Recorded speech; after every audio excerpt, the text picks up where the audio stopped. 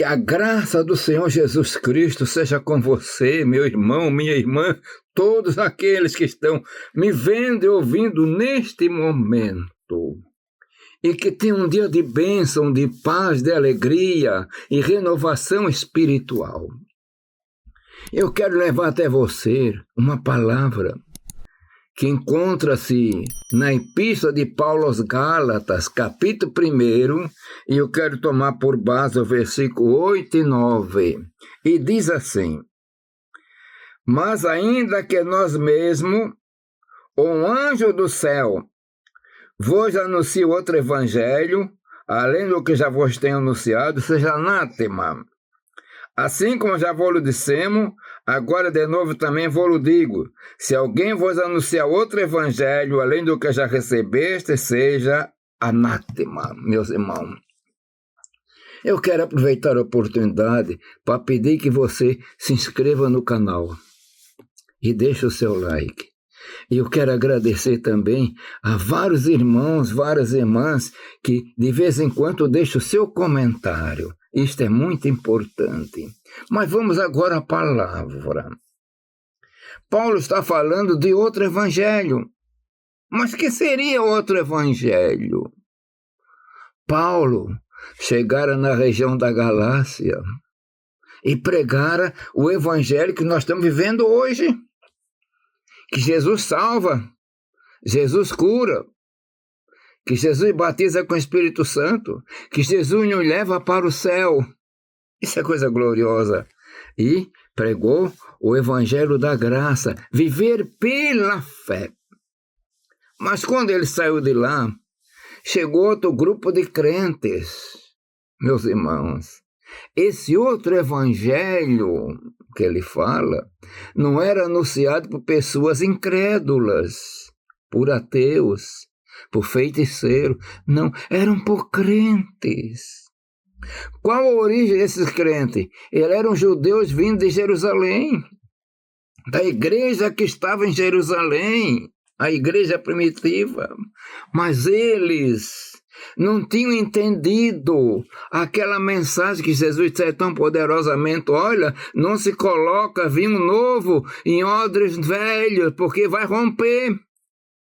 O evangelho é o vinho novo, e para ter guardado em odres novos. E eles queriam anunciando para os Gálatas que eles tinham que ser circuncidados. Eu não vou falar hoje sobre a circuncisão aqui. Que tinham que guardar a lei, tinham que guardar os sábados, não podiam comer determinadas comidas. Se assim não acontecesse, eles não seriam salvos. Agora, note o problema, e note o que Paulo falou. Estavam anunciando pessoas que provavelmente eram batizados com o Espírito Santo. Mas a mensagem dele estava no judaísmo. Aí eis outro evangelho. Aí Paulo diz: ainda que nós mesmos, um anjo do céu, vos anuncie outro evangelho, seja anátema. Vede o perigo desse outro evangelho, meus irmãos. Nós fomos chamados para viver na graça. É pela fé. Porque pela graça sois salvos por meio da fé, não pela lei.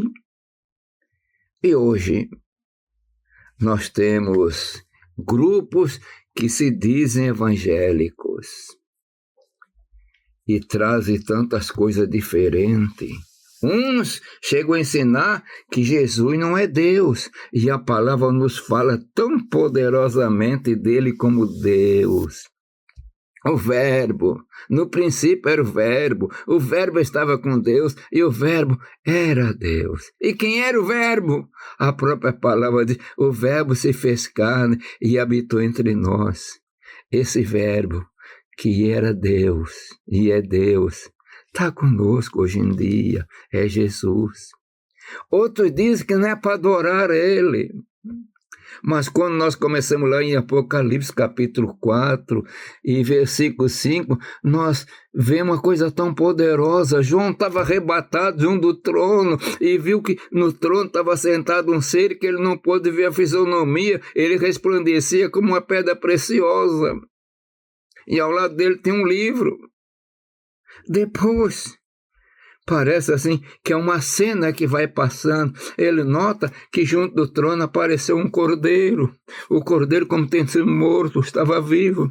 Tinha 7 chifres, 7 olhos, e os 7 chifres são 7 Espíritos de Deus enviados na terra. Isaías capítulo 11, versículo 5, aliás, capítulo 11, versículo 1 a 13 ou 4, aparecem os vários atributos do Espírito Santo. Não são 7 Espíritos. Mas depois, quando ele vê na visão aquele cordeiro, toda a atenção é voltada para ele. Está no trono, continua estando o Senhor Deus, mas todos se voltam para ele. Ele pega o livro e diz: tu és digno de abrir o livro, tu és digno. E na continuação, no capítulo 5, nós vemos que anjos milhares estão adorando o Pai e adorando o Cordeiro, que é Jesus. Coisa gloriosa, né? E lá no finalzinho, em Apocalipse, no capítulo 22, e mostra a cidade celestial. E nessa cidade celestial está lá o trono de Deus. E ao lado do trono de Deus está o quê? O trono do Cordeiro. E do meio daquele trono dali sai um rio. Meus irmãos, ali está o Pai, está o Filho e o Espírito Santo, no nível de igualdade, de divindade. Esse é o evangelho que pregamos. Mas alguns não querem aceitar que Jesus, o Filho de Deus, não querem aceitar que Jesus é Deus, que o Espírito Santo é Deus. Alguns chegam a ensinar que o Espírito Santo é só uma força de Deus. Meus irmãos, tenhamos cuidado para não nos deixar levar por outro evangelho. Outros começam a ensinar a respeito de dias. Pouco falta aguardar a lua nova, que era coisa judaica. Mas você que me ouve, nós estamos na dispensação da graça, da fé. Essas coisas eram sombras futuras. Nós estamos na realidade, porque o corpo é de Cristo. Que o Senhor te abençoe, te enche de paz e alegria, e não seja levado atentado para ir para outro evangelho.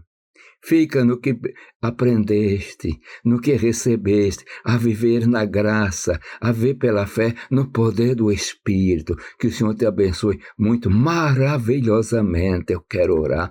Pai bendito, Deus de amor e bondade, Senhor, abençoa todo o teu servo, leva-os a entender melhor, a buscar mais a tua palavra para aprender as grandes realidades poderosas da vida espiritual. Pai eterno, eu peço em nome de Jesus. Amém.